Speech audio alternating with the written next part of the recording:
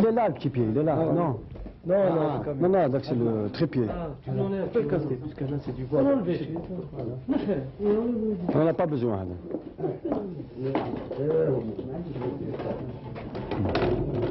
Attends. Regarde. Serre-moi un tout petit peu le truc là. Ouais. Le 2000. Hein?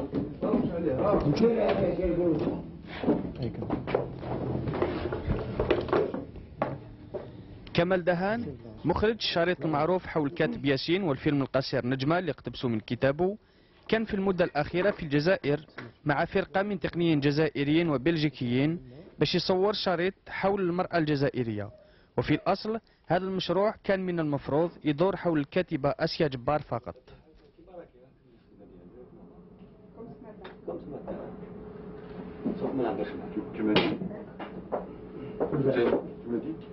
Ouais, je suis prêt. Tu lui montes un petit peu là. Où ça? C'est bien. Voilà, c'est bon là. C'est bon? Ouais. Je fais clap là alors. D'accord. Décollage à la blague. C'est bon. C'est bon? Ouais. Moteur. Tourne. Attention. Vas-y, avance. Attention. C'est prêt là. ولما التقينا بكمال دهان كان يصور استجواب مع مسؤولة خزينة الملابس في شركة لو ان بي ا اللي صبحت إحدى الشخصيات اللي اختارها كمال دهان لتجسيد رؤيته حول المرأة الجزائرية.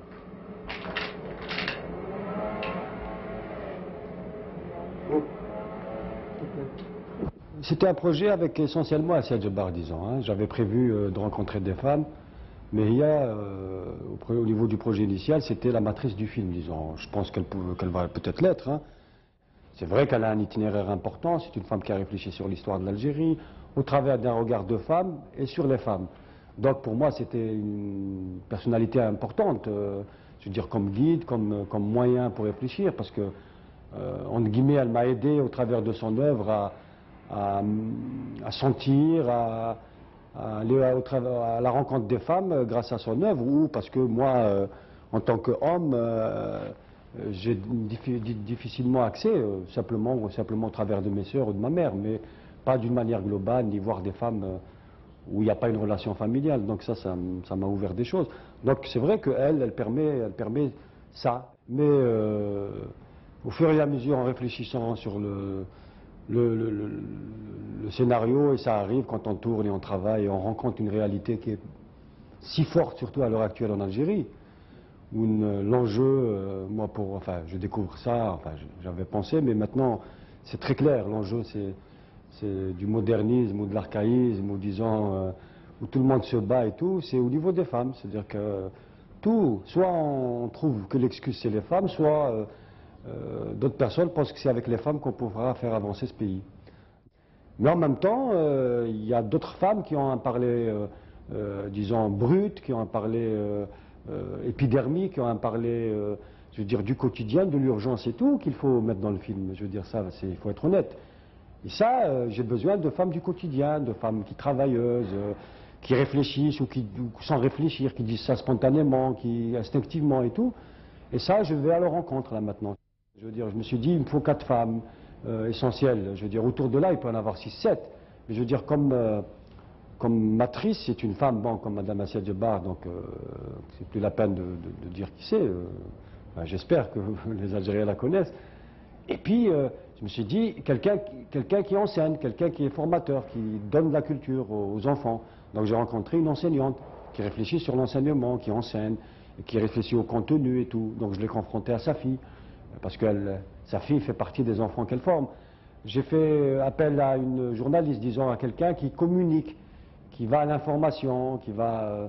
et c'est un rôle important, je veux dire, qui est à l'écoute des gens et qui retransmet aux autres gens ce que disent les femmes, ce que pensent les femmes. Donc j'ai rencontré une journaliste, j'ai rencontré là, ce que vous avez vu, donc une travailleuse, disons, qui travaille avec ses mains, avec son esprit, avec son cœur et tout,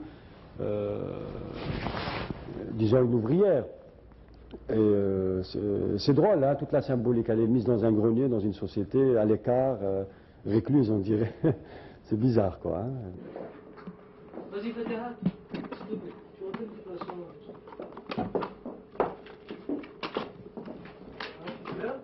Bien. Suzanne, ça va? Oui. Oui, c'est bon. Allez, oui, oui. Tu fais rapidement, tu déplaces pas avec la pochette, la mallette. Oh, je fais le clap. Hein. Allez. Voilà. Voilà, ok. Très bien. Ouais. Allez, on y va. C'est prêt là. Moteur. Tourne. C'est prêt. Ok, on y va.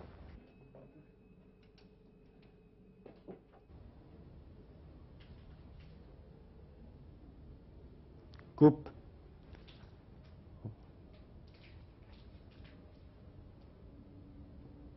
Ok, c'est bon. Merci. Ça va, Touzane? C'est bon.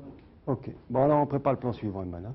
Donc là, ce que nous sommes en train de faire, c'est dans le cadre du travail où ce matin j'avais discuté avec madame, surtout essentiellement sur le contenu, sur ce qu'elle fait, sur ses idées, sur sa vie, sur beaucoup de choses qui rentrent dans la condition féminine algérienne. Et là, maintenant, nous sommes en train de faire des plans, disons, où on la voit faire son métier, en train de travailler. Et comme je pense qu'il faut mieux exprimer son métier, qui est un métier de création, essayer de faire des plans assez travaillés qui prennent leur temps pour visualiser ce qu'elle est en train de faire quoi, dans sa vie professionnelle. Maintenant, on va partir de... Ça va être sombre, là, ça va être dans le noir, mais il y aura des formes.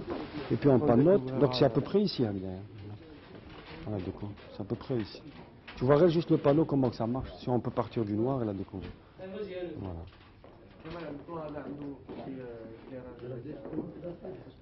Oui, c'est-à-dire que bon, on essaie de chaque fois qu'un personnage, entre guillemets un personnage, bon, intervient dans le film, j'essaie de maintenir un style au niveau de la forme, de jouer sur le clair-obscur, parce qu'au niveau du contenu aussi, il y a l'interdit et l'autorisé. Donc il y a toujours ce combat entre l'ombre et la lumière, entre le dit et le non-dit, entre le son et la lumière aussi. Toujours ils se combattent dans le film parce que jamais les choses sont dites dans leur totalité. C'est le thème un peu dans l'itinéraire, je veux dire, de ce thème-là. Et donc ça demande beaucoup plus de... Ça demande beaucoup plus de temps parce qu'il faut recréer, je veux dire, une lumière très forte du dehors, de l'extérieur, où les gens sont censés pouvoir se déplacer librement et vivre leur vie et maîtriser l'espace.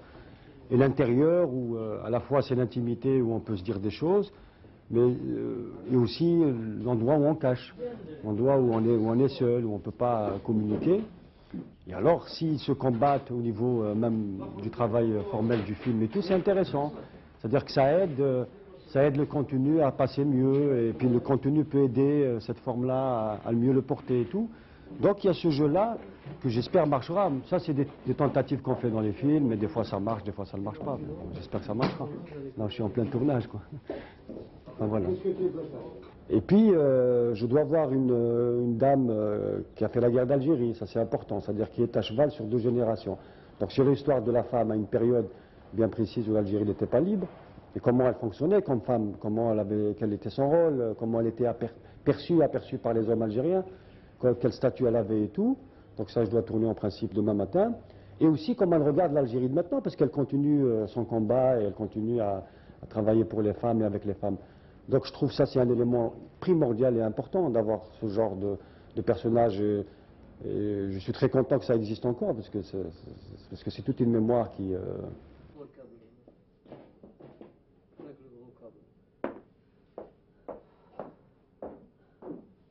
Mon film n'est pas un film politique du tout, donc j'ai vu au travers des journaux télévisés ou au travers de ce que je lis dans la presse, il y a des femmes militantes qui appartiennent à des partis, il y en a une 50aine, donc si je dois faire 52 partis, donc j'en ai 1 minute par parti, et moi je ne suis pas une tribune politique.